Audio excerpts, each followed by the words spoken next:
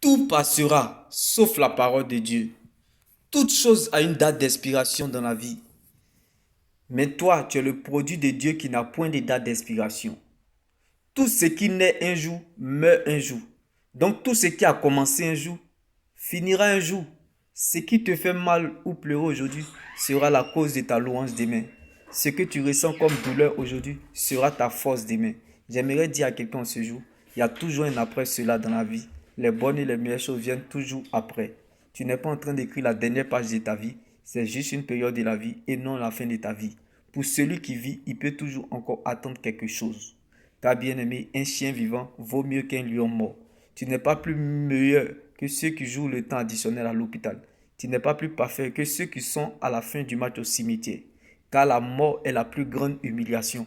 Donc ne vous faites point de soucis de ce qui ne peut pas ajouter un seul jour à votre existence. Quand tu es venu pour perdre, tu n'as peur de rien. Quand on a tout perdu, on n'a peur de rien. On fonce et on a le résultat. Car le miracle ne viendra pas là où l'on attend, mais là où l'on le provoque. Bien-aimé, la foi ne fait pas le bruit, elle agit. La mort est le meilleur conseil que je connais, le piège à éviter de penser que vous devez perdre quelque chose sur la terre.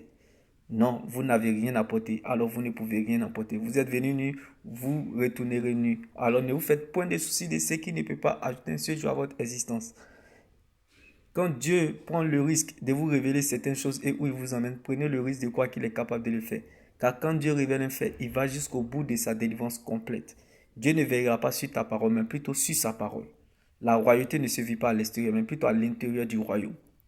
Car la vraie joie dans le Seigneur et la véritable stabilité d'un enfant de Dieu ne dépend pas du confort, ni du climat extérieur, ni de ce qu'il a dans ses poches, mais plutôt de la parole de Dieu à l'intérieur de son cœur, plutôt de la présence de Dieu dans le coffre de son cœur. C'est ça qui est la vérité. Heureux l'homme qui cherche la présence de Dieu malgré les difficultés.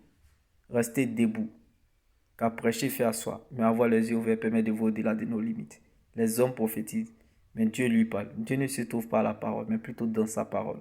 Sois comme un poisson dans l'eau. Le poisson ne murmure pas. Alors, sache qu'un mort ne réagit pas. Laisse Dieu faire. La parole de Dieu te mettra à l'aise et te fera du bien. Shalom.